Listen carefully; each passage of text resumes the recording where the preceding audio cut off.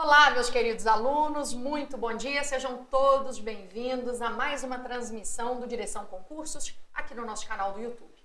Meu nome é Natália Masson, eu sou professora de Direito Constitucional e nesta manhã de sábado você vai me acompanhar na resolução de 50 questões de Direito Constitucional.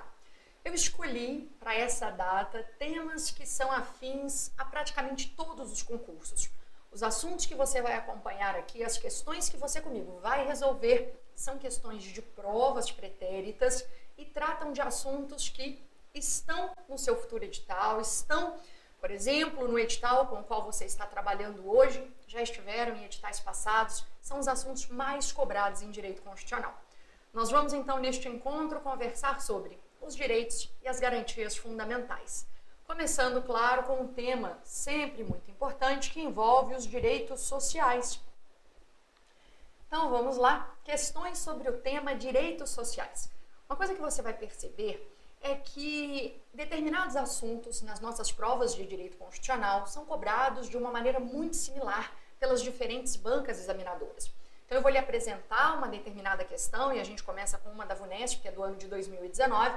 Nós vamos resolvê-la e, na sequência, você vai perceber como é que este mesmo assunto já tinha sido cobrado em outras provas ou foi cobrado posteriormente em provas que vieram depois. E veja, de uma mesma maneira, por bancas diferentes, mas de uma mesma maneira. Então, vamos em frente. Estamos aqui com uma primeira questão que diz o seguinte: nos termos da Constituição Federal, é correto afirmar que são, entre outros, direitos sociais. Então, aqui nós estamos procurando uma alternativa que só mencione direitos sociais. A letra A fala em transporte, lazer e nacionalidade. A letra B fala em alimentação, trabalho e alistamento eleitoral. A letra C trata da previdência social, saúde e liberdade. A letra D fala de educação, saúde e inviolabilidade do domicílio. A letra E fala de segurança, proteção à maternidade e moradia.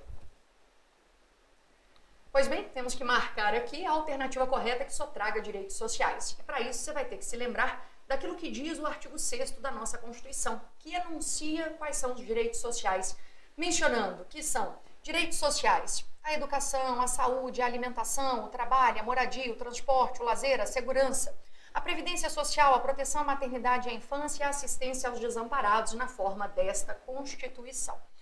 Pois bem, um detalhe central que eu já quero aproveitar para te ensinar é o seguinte: desses direitos sociais que estão mencionados aqui, 3 não nasceram com a Constituição lá em outubro do ano de 88. Foram inseridos por emenda constitucional. São eles: moradia, alimentação e transporte. Então, moradia, alimentação e transporte são evidentemente direitos sociais, estão descritos no artigo 6º, mas não nasceram com a Constituição lá em outubro de 88. Foram postos aqui no artigo 6º por proposta de emenda constitucional que acabou sendo aprovada e fez então essa inserção. Pois bem, no ano 2000, a emenda 26 incluiu moradia no artigo 6º. Depois, em 2010, a emenda 64 inseriu a alimentação. Depois, em 2015, a emenda 90 inseriu o transporte no artigo 6º como sendo também direito social. Por que você precisa gravar essa informação?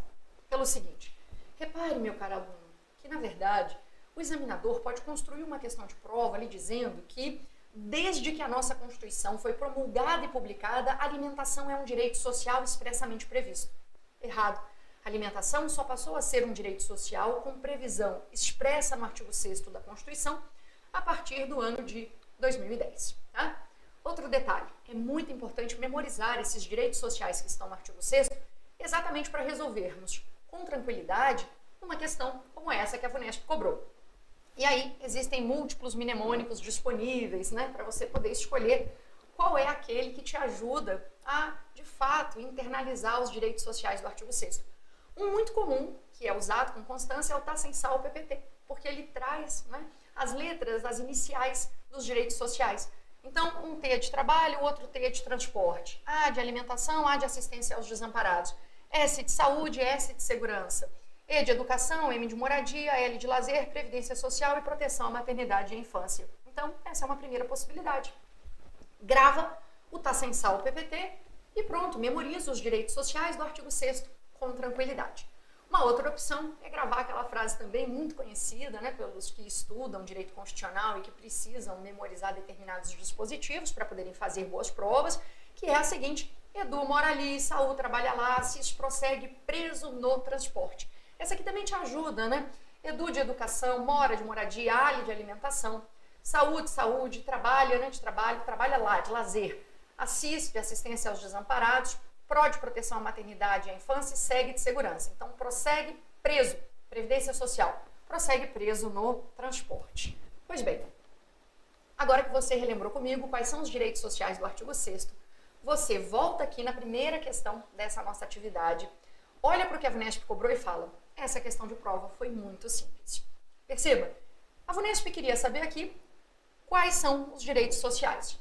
Perceba que na letra A, transporte e lazer foram corretamente apontados. Mas nacionalidade é um direito fundamental, está no título 2 da Constituição, lá no artigo 12, mas não é direito social. Então este era o erro da letra A. Depois, na letra B, alistamento eleitoral integra os direitos políticos, está lá no artigo 14 da nossa Constituição, não é direito social. Depois, na letra C, liberdade. As várias facetas da liberdade estão postas nos diferentes incisos do artigo 5º. Não integram o rol de direitos sociais. Então, letra C também está errada. A inviolabilidade domiciliar também está na nossa Constituição, no inciso 11 do artigo 5º, não é direito social. Então, resta para nós assinalarmos como resposta a letra E. Segurança, proteção à maternidade, moradia são direitos sociais. E aí você pode usar um dos mnemônicos que foi apresentado aqui nessa resolução da questão para você nunca mais se esquecer, né, de quais são os direitos enunciados no artigo 6º. Um detalhe que eu acho que tem que chamar a sua atenção é o seguinte: moradia é direito social. Cuidado para não confundir com propriedade, que é direito individual do artigo 5º, inciso 22. Tá? Moradia é direito social, propriedade é direito individual. E agora vamos para a próxima questão. A próxima questão apareceu numa prova do CESP no ano de 2021. A segurança é um direito social assegurado expressamente na Constituição Federal. Veja, segurança é direito social? É, está no artigo 6º, expressamente descrito no texto constitucional. O que nós íamos assinalar numa questão como essa? Sem dúvida, é um item correto e fácil e tranquilo de ser respondido. Mais uma questão que você venceu, não é? Agora, de número 3, muito similar, também do ano de 2021, que diz o seguinte: um dos direitos sociais previstos na Constituição de 88 é o direito a advogado em caso de prisão em flagrante, a pena de banimento, a certidão de óbito, o habeas corpus ou direito à saúde. Quem estudou bem o artigo 6º não tem nenhuma dúvida na hora de assinalar uma questão como essa, ué. A pessoa gravou o artigo 6º, tá sem sal o PPT, ou Edu mora ali, enfim, você sabe que saúde é direito social. Ah, mas a Constituição também assegura a garantia do habeas corpus, lá no artigo 5º, inciso 68. Sim, mas é uma garantia individual. Está no artigo 5º, não é direito social do artigo 6º. Cuidado, então, com isso, tá? Cuidado. Por quê? Porque muitas vezes o examinador menciona direitos que existem em nossa Constituição, mas que não podem ser classificados como sociais. Pronto, esse é o cuidado que você tem que tomar. Agora a questão de número 4. Entre os direitos sociais previstos pela Constituição, inclui-se o direito a... Bom, a amamentação aos filhos de presidiárias. É um direito que está descrito em nossa Constituição, mas está no artigo 5º, no inciso 50. Então não pode ser direito social, que foi o que o examinador, nessa prova de 2018, me pediu para marcar. Moradia é direito social? É. Por quê? Porque está no artigo 6º. Pode assinalar. É direito social. Propriedade. Bom, propriedade é direito individual, como eu já mencionei. E, na verdade, todo o resto que está mencionado aqui encontra-se lá no artigo 5º. A Constituição assegura o direito à propriedade, a amamentação dos filhos de presidiárias, assegura a gratuidade do registro civil de nascimento, prevê também assistência jurídica integral e gratuita para quem seja hipossuficiente, necessitado, e dependa disso. A Constituição edificou uma defensoria pública, uma instituição essencial e permanente ao Estado, para quê? Para poder justamente prestar essa assistência. Mas nada disso é direito social, salvo o que está ali na letra B, tá? Avançando, eis uma questão interessante trazida pela FCC. A FCC, quando cobre esse tema, costuma também enunciar uma ocorrência fática para você poder marcar uma resposta correta com base no seu conhecimento. A gente sai um pouco do artigo 6º agora, avança para incisos do artigo 7º e essa aqui foi a questão escolhida. Olha só, Gilda, 13 anos de idade. Valquíria, 14, Marília, 15, são irmãs. No final do ano, pretendem viajar para visitar seus avós no estado do Rio de Janeiro. Assim, decidem procurar emprego, objetivando recursos para a referida viagem. De acordo com a Constituição Federal Brasileira, todas as irmãs podem trabalhar, mas Gilda, que tem 13 anos, só poderá laborar na condição de aprendiz. Letra B. Gilda, Valquíria e Marília podem trabalhar, porém na condição de aprendiz. Letra C. Somente Marília. Marília é de 15 anos. Marília poderá trabalhar, porém na condição de aprendiz. Letra D. Nenhuma das irmãs poderá trabalhar, inclusive na condição de aprendiz, que só é permitida a partir dos 16 anos. Letra E. Somente Valquíria e Marília podem trabalhar, porém na condição de aprendiz. Bom, você já sabe que estamos tratando aqui do artigo 7º, no inciso 33. Ele traz informações importantes que vão nos ajudar a resolvermos essa questão, que é uma questão simples, que não exige muito, não é? Mais claro, você sempre tem que ter atenção e memorizar. Memorizar os numerais que aparecem na Constituição, as frações, os prazos, essas coisas são sempre muito cobradas em prova. Então, atenção, artigo 7º menciona que são direitos dos trabalhadores urbanos e rurais, além de outros que visem a melhoria de sua condição social. Um detalhe aqui importante, esse rol que o artigo 7º traz de direitos para trabalhadores urbanos e rurais não é taxativo, não é um rol fechado, é meramente exemplificativo, o que significa que existem outros direitos previstos para trabalhadores urbanos e rurais para além deste rol do artigo 7º. Então este aqui é um rol meramente exemplificativo, grave isso, ok? Bom, vejamos o inciso então 33. Proibição de trabalho noturno, perigoso ou insalubre a menores de 18 e de qualquer trabalho a menores de 16, salvo na condição de aprendiz a partir de 14 anos. Então, a partir de 14 anos, o sujeito pode ser o quê?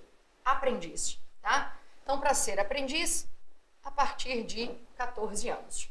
Joia? Isso já nos ajuda, né, a solucionar a questão trazida pela banca. Mas aqui tem um resumo interessante para a gente poder, então, avaliar. Veja só. Menores de 14 anos não podem trabalhar sob nenhuma hipótese. Trabalho infantil é vedado em nosso país. O trabalho pode se iniciar na condição de aprendiz a partir dos 14 anos. Com 16 anos, a pessoa já pode ser empregada, já não é mais aprendiz. Só que veja, dos 16 aos 18, o sujeito não pode desempenhar trabalho noturno perigoso ou insalubre. Aos 18 anos está tudo liberado. Então, aos 14, pode trabalhar na condição de aprendiz. Aos 16, já pode trabalhar, já não é aprendiz, mas entre 16 e 18, não pode cumprir atividades penosas, não pode cumprir trabalho noturno, perigoso ou insalubre, tá? Tendo isso em mente, como Gilda tem 13 anos, Valquíria 14 e Marília 15 anos de idade, veja, Gilda tem 13 anos, não pode trabalhar sob nenhuma condição, tá? De outro lado, Valquíria que tem 14 e Marília podem, mas na condição de aprendiz. Então, a gente marca como resposta a da letra E, não é?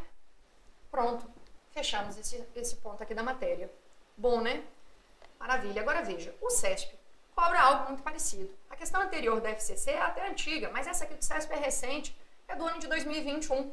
E diz, a fim de garantir a proteção dos direitos humanos, a Constituição Federal de 1988 proíbe o trabalho noturno aos menores de 18 anos de idade.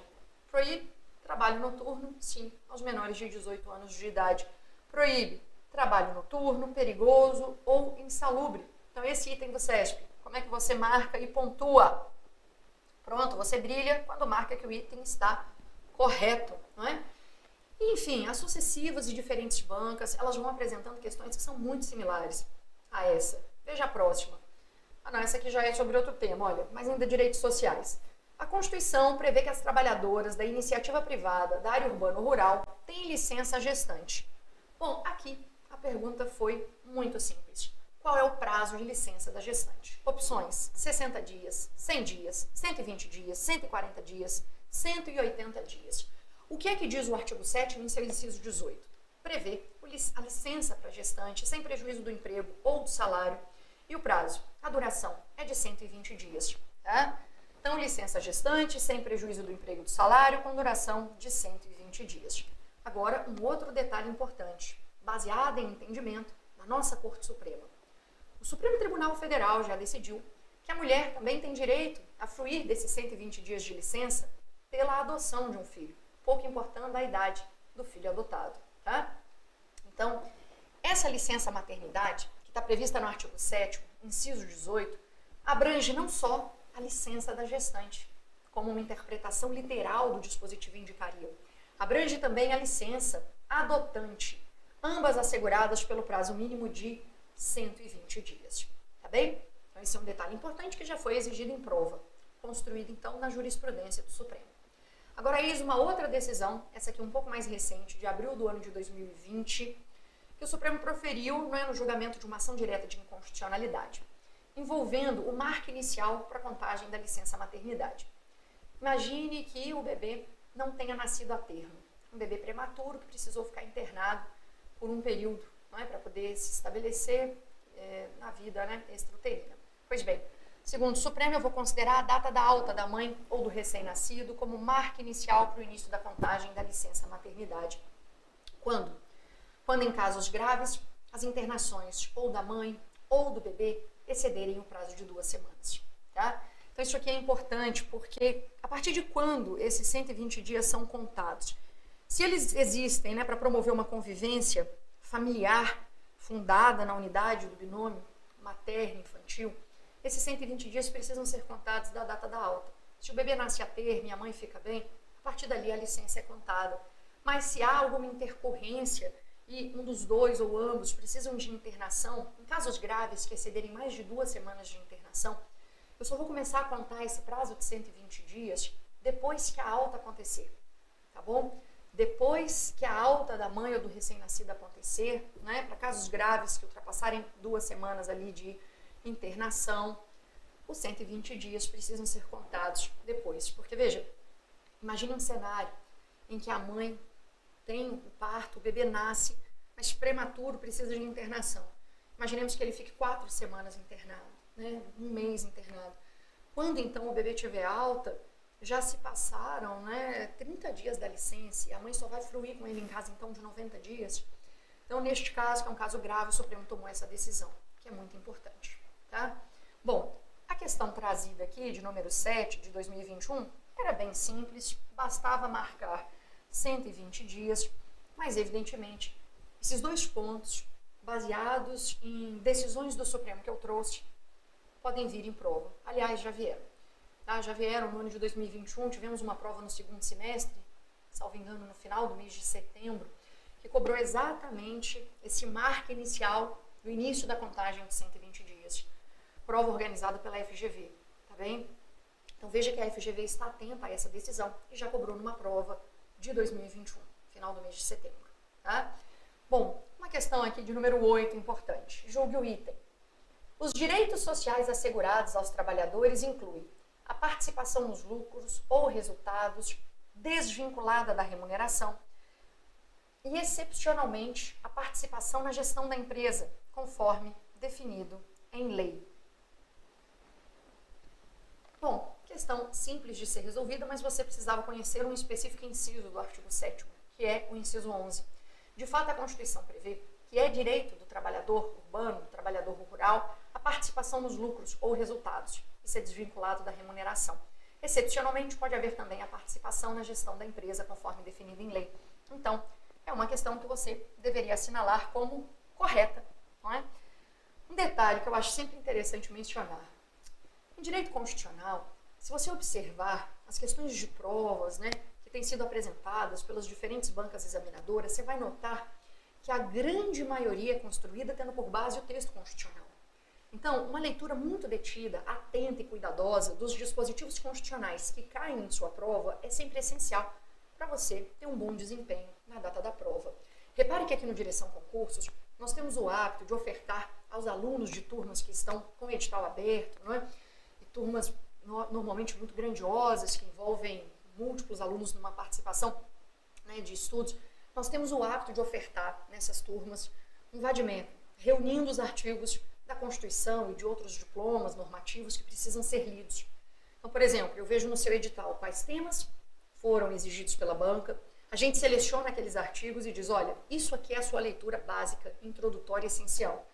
Tá? Por quê? Porque você pode notar, resolvendo questões super recentes, de múltiplas bancas, que a maioria das perguntas é construída tendo por base o texto constitucional. tá bem? Então, muita atenção a isso. Você tem que fazer a leitura das questões com cabeça de examinador. Se a Constituição coloca, imaginemos, nesse dispositivo aqui, que é o artigo 7º, inciso 18, prevê a licença da gestante e estipula um prazo, evidentemente isso aqui vai ser cobrado. O examinador, ele vai trocar esse prazo, ele vai apresentar um outro diferente, que é utilizado em outro momento da Constituição, para quê? Para te induzir a errar, evidentemente. São muitos candidatos, são poucas vagas, é preciso selecionar. E a maneira mais fácil para a banca fazer isso é trocar aqui esse numeral. Só isso, eu vou tirar 120 dias, vou colocar 180, vou colocar 90, e a pessoa que se vire para ter memorizado. Então você tem que estudar a Constituição com essa cabeça. Ler o dispositivo pensando, o que o examinador trocaria aqui? Qual termo ele substituiria para eu me confundir? E aí você já faz o grifo, você já marca e não cai em nenhuma armadilha, em nenhuma cilada apresentada pelo examinador, tá? Esse item a gente já sabe que está certo, na verdade já estava marcado aqui. A gente avança agora para uma questão super recente, que é agora do ano de 2022, cobrada pela VUNESP. E é com ela que a gente vai encerrar o tópico Direitos Sociais nessa primeira abordagem. Veja aí que já são 9 questões. Como é que você foi? Acertou as 9? Ah, eu não lembrava de um detalhe ou outro, então já perceba. Perceba que você tem que ler a Constituição com mais cuidado, com mais atenção.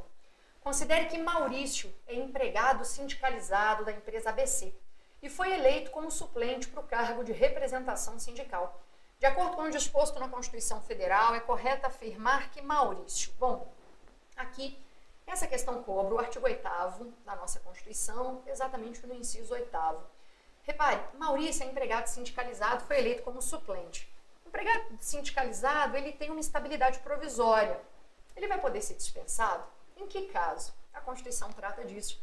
E aí você tem que ter memorizado as regras previstas no texto constitucional. Repare, então, que é vedada, ou seja, a Constituição proíbe a dispensa do empregado sindicalizado, justamente para estimular que os empregados, né, façam parte do sindicato se não tenham receio disso. Então, é vedada a dispensa do empregado sindicalizado a partir do registro da candidatura dele a cargo de direção ou representação sindical. Esse é o marco. A partir do registro da candidatura a cargo de direção ou representação sindical. E se eleito, ainda que suplente. O nosso personagem é suplente, tá vendo? Ainda que suplente, se eleito, até um ano após o final do mandato, salvo se cometer falta grave nos termos da lei. Então, é vedada a dispensa do empregado sindicalizado a partir do registro da candidatura dele a cargo de direção ou representação sindical. Então, o empregado é sindicalizado, ele não pode ter medo de disputar, né, de se candidatar a um cargo de direção ou representação sindical e sofrer alguma eventual retaliação. A Constituição concede essa estabilidade provisória aqui, dizendo, olha, se eleito, ainda que suplente, você tem essa estabilidade, mas veja, ela não é absoluta. Se você cometer falta grave, nos termos da lei, a dispensa pode acontecer, tá? Então, voltando aqui para as opções trazidas pela banca. A letra A fala o seguinte, apenas pôde se candidatar, pois já estava sindicalizado há pelo menos 5 anos. Letra B somente teria estabilidade caso tivesse sido eleito para cargo de direção, e não como suplente, né, tá dizendo a letra B. Letra C, não pode ser dispensado até 2 anos após o final do mandato. Você reparou que a Constituição falou 1, né? Tá vendo? Toda vez que você tem um prazo, você tem uma fração, você tem um numeral, a Constituição coloca isso, você tem que gravar, porque o examinador vai tentar te confundir trocando exatamente esse ponto. Letra D, possui estabilidade adquirida no momento em que foi eleito. E letra E, no momento em que foi eleito, é a partir dali, né? A partir do registro da candidatura, né? E não a partir do momento em que foi eleito, cuidado. Então, letra E, não pode ser dispensada até um ano após o final do mandato, salvo se cometer o quê? Se cometer falta grave. Se cometer falta grave, aí a dispensa pode acontecer, tá bem? Bom, já foram 9 questões. Qual foi seu índice de acerto aqui? Como é que você foi nessas 9 questões? Eu estou fechando um primeiro tema desse nosso encontro em que vamos resolver juntos 50 questões. Você tem que aproveitar esse momento, esse encontro para avaliar como é que você está na minha disciplina. De pronto, assim, você acordou neste sábado, veio resolver questões, veio trabalhar essa matéria. Dessas 9 questões, você conseguiu acertar quantas? Esse é um tema que você domina? Você confundiu simplesmente um artigo, mas no resto você foi bem? Tá? Você tem que ir aproveitando esse encontro para poder fazer esse tipo de avaliação, tá joia? E eu vou te convidar agora para avançarmos, porque o próximo tema é direitos políticos. Um assunto que está em praticamente todos os editais. Verifiquemos juntos aqui como é que as bancas apresentam questões sobre esse tema. Eu começo com uma que é a FGV, que é uma banca que hoje organiza muitos concursos importantes. Talvez você esteja justamente estudando, né, para fazer prova com a FGV. Essa banca tem múltiplas particularidades e essa questão eu escolhi a dedo. Por quê? Porque ela cobra um tema sempre exigido pela FGV. Não é um assunto que aparece tanto em outras bancas, mas na FGV é um tópico campeão. Vamos lá. João foi condenado em razão da prática de uma infração penal a pena privativa de liberdade, a qual fora substituída por pena restritiva de direitos. Acresce-se que a pena restritiva de direitos terminaria de ser cumprida poucos dias após a próxima eleição a ser realizada. Antes, portanto, da data marcada para a diplomação e do momento em que ocorreria a posse nos cargos eletivos em disputa. À luz da sistemática constitucional, é correto afirmar que João, nas referidas eleições, letra A, poderá votar e disputar cargo eletivo. Letra B, poderá votar, mas não disputar cargo eletivo. Letra C, pode disputar cargo eletivo, mas não votar. Letra D, não poderá votar nem disputar cargo eletivo. E letra E, poderá votar e disputar um cargo eletivo caso o seu alistamento seja anterior à sentença. Pois bem, o que a FGV cobrou aqui é o que está no artigo 15 da nossa Constituição, um dispositivo super importante que já começa estabelecendo de forma categórica uma vedação. O artigo 15 determina de forma expressa que é vedada a cassação de direitos políticos. Então, comece gravando isso. É vedada a cassação de direitos políticos. Por quê? Porque cassar direitos políticos de alguém, ou seja, retirá-los de forma arbitrária, sem que a pessoa sequer possa exercer o seu direito de defesa, por questões ideológicas, isso não se coaduna com uma Constituição democrática. Então, a nossa Constituição, ao tratar do tema, já foi categórica e expressa ao dizer que é vedada a cassação de direitos políticos. No entanto, esse próprio dispositivo prevê a possibilidade da decretação de perda e também da suspensão de direitos políticos. Em 5 casos que estão listados aqui no artigo 15. Mas repare só, a própria Constituição não estabelece em que caso seria a hipótese de perda, em que caso seria a hipótese de suspensão. Essa tarefa, então, ficou a cargo da doutrina. A doutrina que, avaliando esses 5 incisos, diz essa hipótese é de perda, essa é de suspensão. E, a bem da verdade, os autores, os estudiosos do direito constitucional, de forma praticamente unânime, consideram que, no caso do inciso 1º, a hipótese é de perda e, nos demais, temos hipóteses de suspensão. O inciso 4, no entanto, ainda gera uma certa dúvida, porque existem autores, numa corrente minoritária, consideram que na hipótese aqui deste inciso 4, que já vamos ler, teríamos uma situação de perda. As bancas examinadoras, numa prova preambular de VOF ou múltipla escolha, jamais poderiam exigir que você, sobre o inciso 4º, opinasse se é hipótese de perda ou suspensão. Afinal de contas, se subsiste uma divergência doutrinária acerca da classificação desse inciso, você, numa prova de concurso público, jamais poderia ser acionado para dar a palavra final se é perda ou suspensão. Então, questões desse tipo já foram objeto de recurso, já foram anuladas, e eu creio que as bancas já tenham percebido que esse não é o caminho. Portanto, quando o inciso 4 é cobrado, ou a banca, em primeiro lugar, usa um termo genérico, falando é hipótese de privação de direitos políticos, porque o termo genérico privação abraça as duas espécies, perda e suspensão. Em segundo lugar, é possível que a banca use os 2 termos e diga, olha, a perda ou suspensão pode se dar no caso de recusa, de cumprir obrigação a todos impostos ou prestação alternativa. Tá bem? Então, fica essa explicação de um tópico que eu considero importante aqui na sua preparação. Mas vamos lá. É vedada a cassação de direitos políticos, cuja perda ou suspensão pode se dar nos seguintes casos. Inciso 1º, cancelamento de naturalização por sentença transitada em julgado. Essa hipótese é de perda.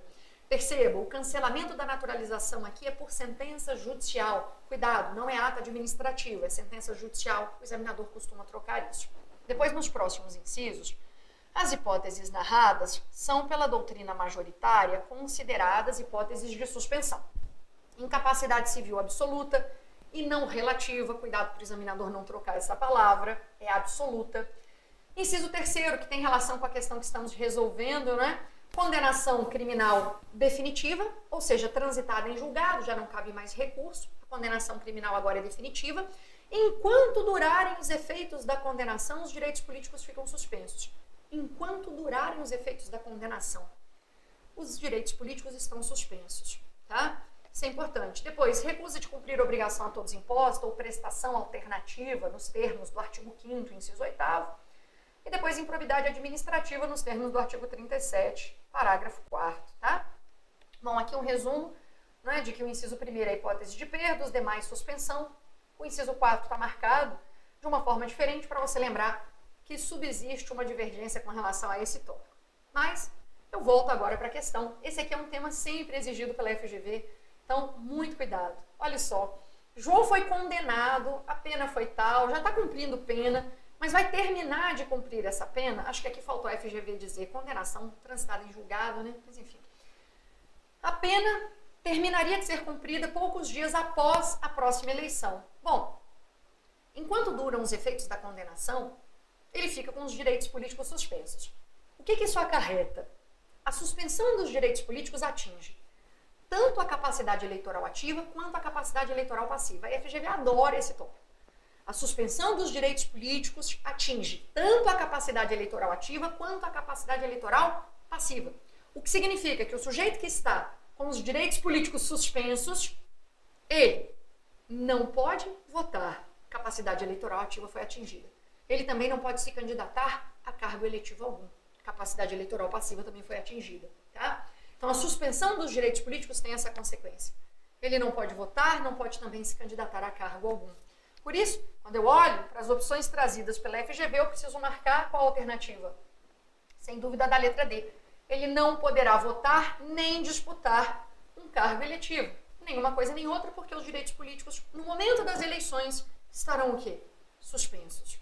Tá? Um detalhe aqui curioso, a FGV faz bastante o que apresentou aqui, né? Você tem 5 alternativas, correto? Perceba que em 4 delas, a banca te encaminha no sentido de algo ele pode fazer. Então, na letra A, pode votar e disputar cargo eletivo. Na letra B, pode votar, mas não o cargo. A letra C, disputa o cargo, mas não vota. Letra E, pode votar e disputar desde que... Na letra E, ou seja, das 5 alternativas que tínhamos, em 4 a banca te encaminhou num determinado sentido, que foi: ele pode fazer alguma coisa, ou votar, ou ser votado, ou as duas coisas. Tem aluno que estuda pouco e na hora da prova fica tentando adivinhar a resposta e se baseia, por exemplo, nesse tipo de construção estatística. Ora, se das 5 alternativas, 4 me encaminharam pela possibilidade de uma negativa completa, a resposta deve estar aqui. Bobagem, a resposta está na negativa do outro lado. Ele não pode votar nem disputar cargo eletivo porque os direitos políticos estão suspensos. Consequentemente, ele nem vota, ele nem disputa cargo eletivo, tá bem? Agora, o CESP já cobrou também esse assunto. Repare, no tocante às limitações ao exercício da vida política, além de hipóteses de inelegibilidade, nas quais se macula a capacidade eleitoral passiva, sim, nas hipóteses de inelegibilidade, o sujeito estando inelegível, ele não pode se candidatar, tá? Ou a nenhum cargo, se for uma inelegibilidade absoluta, ou não pode se candidatar a cargos específicos, se forem as inelegibilidades relativas. Então, até aqui tá jóia. No tocante às limitações, além de hipóteses de inelegibilidade, nas quais se macula a capacidade eleitoral passiva, o Constituinte elencou situações de perda ou suspensão dos direitos políticos, a exemplo da incapacidade civil absoluta, quando se restringem tanto a capacidade eleitoral ativa quanto a passiva. Ou seja, esse item de prova que o CESP trouxe explica um pouco a resposta da questão anterior da FGV. De fato, quando temos a decretação da suspensão dos direitos políticos, a capacidade eleitoral ativa e a passiva são atingidas. O sujeito nem vota, nem pode mais ser votado. Na perda também, porque o sujeito perde a nacionalidade, né? Então, quem perde direitos políticos, perde porque a naturalização foi cancelada. Se o sujeito não é mais brasileiro naturalizado, ele agora é o quê? Ou estrangeiro, ou apátrida, né? O fato é que ele, não sendo nacional, não exercerá direitos políticos. Grave isso. Direitos políticos não são direitos universais. Tá bom? Então, se o sujeito era brasileiro naturalizado, a naturalização foi cancelada, ele é o que agora? Uai. Ou ele é estrangeiro, ou ele é apátrida. Nacional não é, então não vai exercer direitos políticos, tá? Então, é isso. Na perda e na suspensão, a gente atinge capacidade eleitoral ativa e passiva. É um item correto do CESP, tá bem? Que tá resumindo aqui para você. Suspensão atinge a capacidade eleitoral ativa e passiva, o sujeito nem vota, nem pode se candidatar, tá bem? Bom, mas agora a gente continua resolvendo questões desse tópico. Essa aqui do CESP é até recente, Mas ela cobra um tópico assim, que a banca apresenta o tempo inteiro em prova, que é o seguinte: a condenação judicial por prática de ato de improbidade administrativa acarreta a cassação de direitos políticos. Grave isso. A nossa Constituição vedou de modo categórico a cassação de direitos políticos. Isso está no artigo 15. Então, se o sujeito é condenado por improbidade administrativa, ele fica com os direitos políticos suspensos. Mas não há cassação. Em nenhuma hipótese, cassação de direitos políticos é tolerado. Então, esse item aqui a gente vai assinalar como sendo errado. Bem? Agora a FCC apareceu. Segundo a Constituição, é vedada a cassação de direitos políticos, admitindo-se a perda ou suspensão no caso de perda ou suspensão, tá vendo? Então o examinador está cobrando aqui algo que está lá no artigo 15. Perda ou suspensão, letra A, em procedimento declarado incompatível com o decoro parlamentar. Se um parlamentar, por exemplo, um deputado federal ou senador, tem uma conduta considerada incompatível com o decoro, ele perde o mandato, tá bom? Está lá no artigo 55, parágrafo 1º da Constituição. Perda do mandato parlamentar por falta de decoro, tá? Não tem relação aqui com os direitos políticos, perda ou suspensão. Letra B, condenação criminal não transitada em julgado, mas com decisão condenatória proferida em segundo grau. Interessante essa alternativa. Vem cá. Condenação criminal, para gerar suspensão de direitos políticos, tem que ser condenação criminal definitiva, transitada em julgado, tá? Não importa se foi uma condenação que veio de um órgão de segundo grau, de um tribunal, se ela não é definitiva, os direitos políticos ainda não estão suspensos.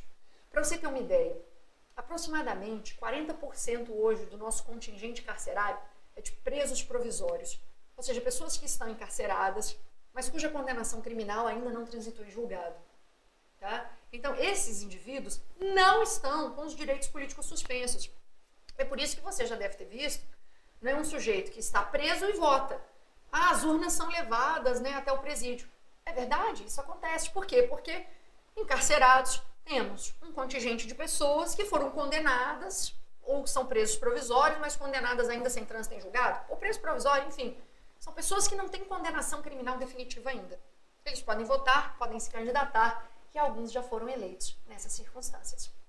Por quê? Porque enquanto a condenação criminal não transita em julgado, você não tem suspensão de direitos políticos, tá? Então, letra B está errada, letra C, cancelamento de naturalização por decisão administrativa, teria que ser cancelamento de naturalização por sentença judicial. Depois, letra E, ausência de prestação de contas à justiça eleitoral, partido político, né, que tem que prestar contas à justiça eleitoral, os candidatos, não tem relação com isso aqui. Depois, incapacidade civil absoluta, gera, sim, suspensão dos direitos políticos, é a nossa resposta. Tá vendo? As questões, elas não são aberrações complicadíssimas. Quando você lê o artigo e vai resolver as questões depois, você percebe que é capaz de acertá-las todas. Ah, então por que é tão difícil para passar no concurso público? Porque, veja, o volume de informações que você tem que assimilar e internalizar é imenso. Então você precisa, de forma muito constante, estudar e rever a matéria, estudar e rever, reprisar aquilo que já foi estudado, relembrar esses tópicos que são essenciais e caem mais em prova. A seleção de questões desse encontro hoje é só de questões com incidência muito significativa. Então, se você está errando essas questões, você está despreparado em tópicos que são muito importantes para você vencer uma prova, pelo menos indo bem nessa disciplina, tá? Olha outra questão de 2020 agora. A perda ou suspensão de direitos políticos é vedada pela Constituição, salvo em restritas hipóteses previstas no próprio texto constitucional. Assinale a alternativa que corresponde à hipótese prevista na Constituição de perda ou suspensão de direitos políticos. Então, estou procurando uma hipótese de perda ou suspensão de direitos políticos. Inadimplemento de obrigação tributária não gera essa consequência. Condenação de natureza penal ou criminal, né, transitada em julgado enquanto durarem os seus efeitos, gera suspensão de direitos políticos. Já encontramos a resposta, agora passearemos pelas outras alternativas para identificarmos erros. Porque é assim que você resolve questão. Você não marca a resposta e fala, vou para a próxima, acertei, acabou, tchau. Não, é sempre bom verificar o erro de cada alternativa e entendê-lo. Por quê? Porque isso vai se repetir em provas. Estudar questões é estudar. Se você, claro, souber fazê-lo. Tem aluno que estuda questões assim. Ele já pega a questão gabaritada, lê a questão, já olha o gabarito e fala, é isso mesmo, o professor tem razão. Rapaz, submeta-se ao teste. Resolva a questão sem ela estar gabaritada, sem nenhum comentário. Depois você vai conferir isso aí. Tendo acertado, termina de ler os outros itens. Por que aqueles outros itens eram errados? Tem algum comentário adicional do professor? Às vezes a questão não foi tão bem formulada, e é bom que você perceba onde está o equívoco da banca, né? Enfim, tem que saber estudar as questões. E se você sabe, unir o estudo das questões com o estudo da teoria é realmente um combo perfeito para você ser aprovado. E esse é o seu intuito, o intuito de todos nós aqui. Existe toda uma estrutura organizada de um curso em que milhares de pessoas trabalham, estudam, se dedicam, montam materiais para isso, para que você seja aprovado, para que você conquiste o seu cargo, para que você vá brilhantar o seu futuro. Tá? Então, vamos em frente, tem muita coisa aqui para a gente estudar. Olha, letra C, descumprimento de obrigação de natureza alimentar, investidura no cargo de juiz eleitoral, cancelamento de naturalização por sentença, que ainda cabe recurso, né? Teria que ser uma sentença já definitiva para perda se apresentar. Então, enfim, já marcamos aqui a resposta. Sabemos que a letra B foi construída tendo por base o artigo 15, as demais estão erradas. Agora, outro marco aqui importante, hein? Questão de número 15. Olha onde já estamos, na questão de número 15. Vamos lá. Após a condenação criminal transitada em julgado, os direitos políticos do infrator ficarão suspensos. Suspensos, evidentemente, por um lapso temporal. Ele não perdeu para sempre os seus direitos políticos. Os direitos políticos estão suspensos. Mas veja, só enquanto durarem os efeitos da condenação. Então, esse item aqui foi bem construído? Pronto, o CESP brilhou. Item correto. Pode marcar a resposta. Agora mais uma da FGV. Os direitos políticos não podem ser cassados. Não podem mesmo, o artigo 15 proibiu de forma expressa. Podem, no entanto, sofrer perda ou suspensão pelo seguinte fundamento. Letra A. Condenação cível sem trânsito em julgado? A condenação tem que ser criminal e tem que ser definitiva. 2 erros na letra A. Letra B. Incapacidade civil relativa? Não, tem que ser incapacidade civil absoluta. Letra C. Cancelamento da naturalização por decisão administrativa? Não, teria que ser decisão judicial definitiva. Então, sobrou o quê? Condenação por improbidade administrativa na letra D. Na letra D, achamos a resposta. Questão de número 17, vamos em frente. José pretendia concorrer ao cargo de vereador e foi informado de que deveria possuir direitos políticos. Claro, né? Agora, o que ele deve fazer? Pergunta a questão. Por desconhecer como poderia cumprir essa exigência, solicitou a orientação de um advogado. À luz da sistemática constitucional, o advogado informou corretamente que esse requisito é cumprido de que forma? Basta ter nascido em nosso território? Não. Basta ser nacional? Também não. Ele teria que se alistar, não é? Para poder, então, depois se candidatar. Tá?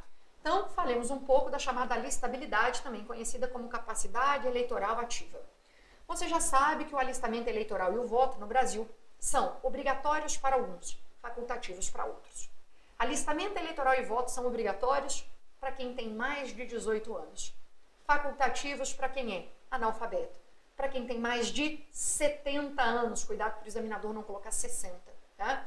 E também alistamento eleitoral e voto são facultativos para quem tem idade entre 16 e 18 anos, tá? Então esse esquema ilustra bem aqui a situação. O que é a alistabilidade, a capacidade eleitoral ativa, né? E a questão de o alistamento eleitoral e o voto serem obrigatórios para um, facultativos para outros. Agora detalhe. Essa obrigatoriedade do alistamento eleitoral e do voto, para quem tem mais de 18 anos e é alfabetizado, né? Quem tem entre 18 e 70 e é alfabetizado, alistamento eleitoral e voto são obrigatórios. Isso não é algo intocável na Constituição. Ou seja, em outras palavras, não é cláusula pétrea. Poderia uma proposta de emenda à Constituição transformar o alistamento eleitoral e o voto em facultativos para todas as pessoas? Isso seria possível, tá? Não aconteceu porque muitos consideram que o voto é um dever republicano. Né? Nós não temos só direitos, temos também deveres e um dever republicano seria esse. Bem, mas é algo que pode ser mudado sim. Bom, então neste caso aqui do José, a primeira coisa, o primeiro passo é realizar o quê? O alistamento eleitoral. Ele tem que se alistar como eleitor, né, para poder então votar. E aí, evidentemente, se ele é alistável, pode ser que ele possa se eleger também se cumprir outros requisitos. O alistamento eleitoral e o voto são obrigatórios para quem? Bom, alistamento eleitoral e voto são obrigatórios para quem tem mais de 75 anos de idade.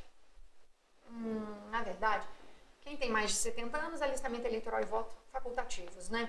Letra B, para quem tem mais de 18 anos, encontramos a resposta. Letra C, para quem tem idade entre 16 e 18, facultativo. Analfabeto, facultativo também.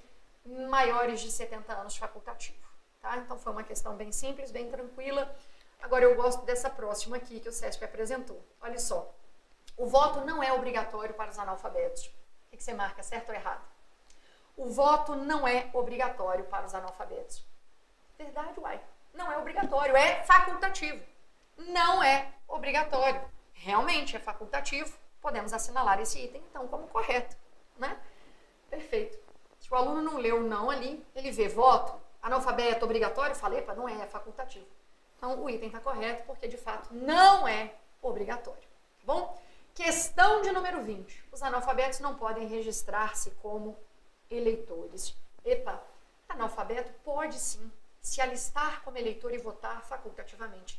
Então, existe a possibilidade, por isso esse item está errado, tá bem? Ah, professor, então quem não pode se alistar como eleitor? Os inalistáveis. Quem são eles? Os estrangeiros, para começar, porque direitos políticos não são direitos universais, que vão ser fruídos por qualquer pessoa. Se o sujeito é estrangeiro, ele não se alista como eleitor, ele não vota.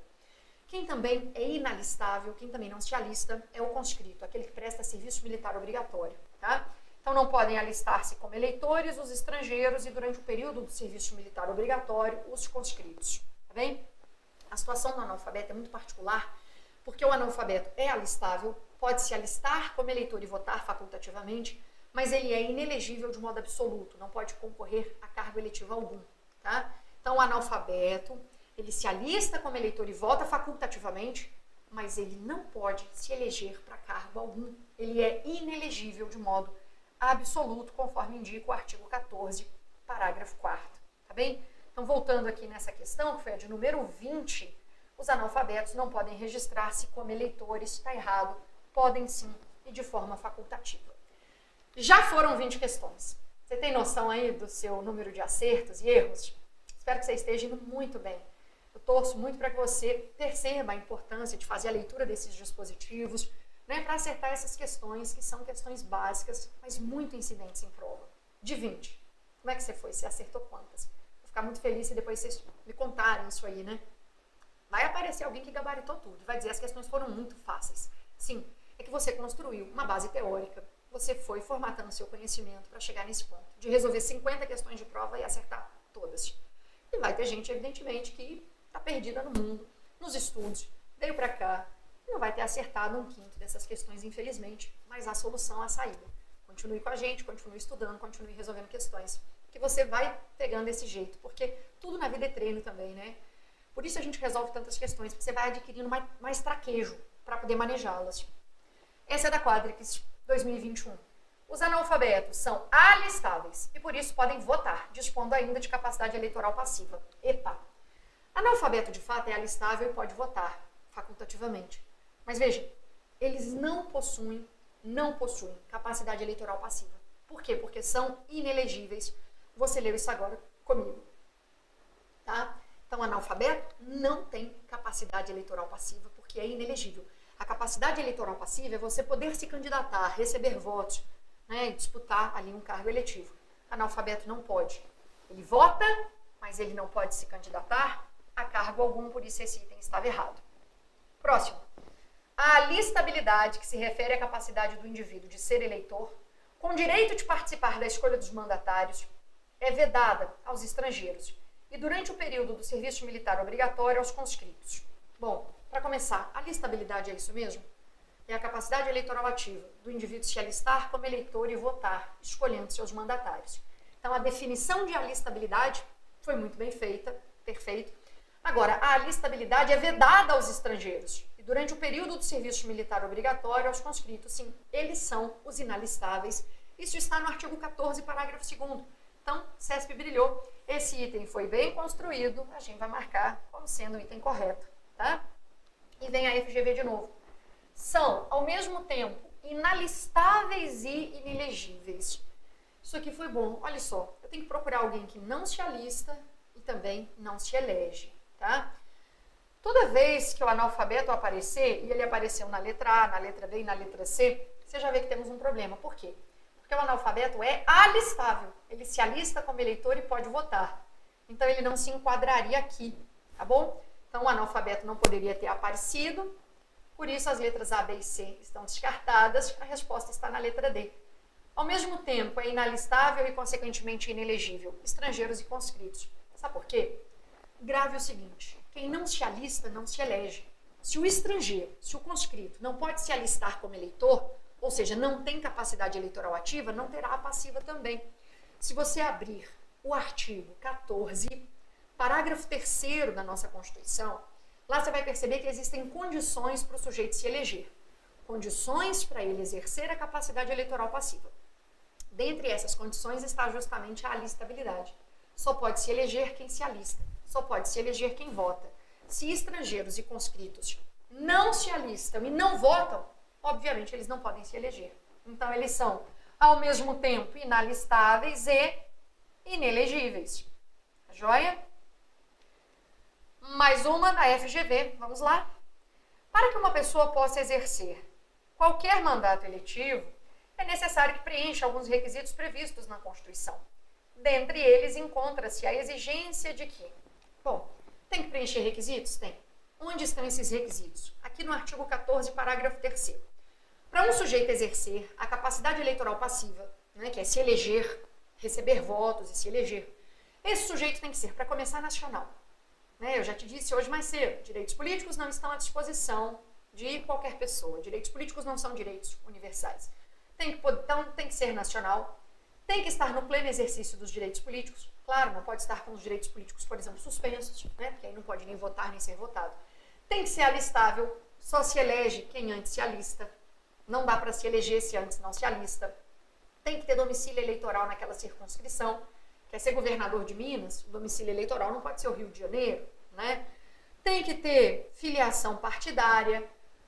Nós somos a única democracia consolidada do mundo que faz essa exigência, que não admite candidatura avulsa ou autônoma. Pense sobre isso. Aqui no Brasil, para se candidatar, tem que ter filiação partidária. Idade mínima. Bom, a idade mínima varia, a depender do cargo que o sujeito quer disputar. Pode ser de 18, de 21, de 30 ou 35 anos. 18 anos para ser vereador, não, no outro extremo, né? Aqui, 35 anos para ser presidente, vice-presidente ou senador. Depois 30 anos para ser governador ou vice, e 21 para ser prefeito, vice-prefeito, deputado federal, estadual, distrital, juiz de paz.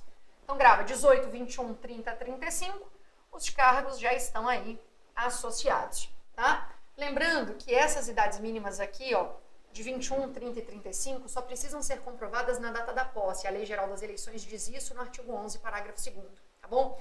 Já quando a idade mínima é estabelecida em 18 anos, que é unicamente o cargo do vereador, a data limite para apresentação, para confirmação dessa idade mínima é a apresentação do registro de candidatura. Então, o sujeito, para se candidatar a vereador, ele já tem que ter completado os seus 18 anos. Nos outros cargos, nessas outras idades mínimas aqui circuladas em azul, o sujeito pode disputar a eleição e antes da posse, se ele completar a idade mínima, está tudo bem. Então, o sujeito se elege presidente da República em outubro com 34 anos. Em novembro, por exemplo, ele completa 35. Quando a posse for acontecer em janeiro, ele já tem a idade mínima. Lembrando que a data da posse, ela foi modificada pela Emenda Constitucional 111 de setembro de 2021. Né, usualmente estava agendada nesses últimos anos para 1º de janeiro. Agora a data da posse presidencial é 5 de janeiro e de governadores 6 de janeiro. Mas essa modificação só vale a partir das eleições de 2026. Então, quem se eleger em outubro de 2022, presidente ou governador, né, e claro, os respectivos cargos de vice, vão tomar posse em 1º de janeiro ainda, tá? Quem se elege em outubro de 2022 toma posse em 1º de janeiro de 23. Mas a partir das eleições de 2026, a gente já aplica a regra nova trazida pela Emenda Constitucional 111 de setembro de 2021. Posse do presidente, 5 de janeiro. Isso está no artigo 82 da Constituição. Posse dos governadores, 6 de janeiro. Isso está no artigo 28 da Constituição. Tá? Bom, vamos lá, voltando para a questão da FGV. A pessoa quer se candidatar. Ela tem que cumprir certas condições. Primeira, tem que ter no mínimo 16 anos? Não, a idade mínima para se candidatar é 18, não é 16. Quem tem 16 até 18 se alista facultativamente, ou seja, pode votar, mas não se eleger a nada. Tem que estar afiliado a partido político, sim, mas não precisa ser há 5 anos, não é? Tem que ter nível superior, imagine, claro que não. Não pode ser analfabeto, mas não tem que ter curso superior, evidente que não. Tem que ser aprovada num exame, né? Será que seria legal ter um exame para o sujeito poder desempenhar funções públicas, né, de cargos eletivos? discuta aí, pense, reflita, mas por enquanto não é uma exigência. Agora, tem que ser eleitor, né? Se o sujeito não é eleitor, como é que ele quer se candidatar? Não dá. Outra questão sobre o tema. Condições de elegibilidade, lá do artigo 14, parágrafo 3º. Será que letra A é condição a idade mínima de 18 anos para ser senador, deputado ou vereador? Senador é 35, deputado 21, vereador estava certo, era 18. 21 para ser prefeito, ok. Governador e vice é 30, presidente e vice 35. Então a letra A é absurdamente errada, tem múltiplas falhas. Depois, letra B, alistamento militar. É o alistamento eleitoral que é exigido, não o alistamento militar. Não precisa, letra C, participar, né, de entidades sociais ou organizações não governamentais. Isso não é uma exigência. Letra D, tem que ter a nacionalidade brasileira ou para o estrangeiro a residência. Tem que ter a nacionalidade.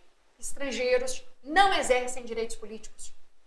Estrangeiros não se alistam como eleitores. São inalistáveis e, consequentemente, inelegíveis. Só sobrou a letra E para a gente poder marcar. Tem que estar no pleno exercício dos direitos políticos, sim. Isso aí é uma condição de elegibilidade. Tá joia?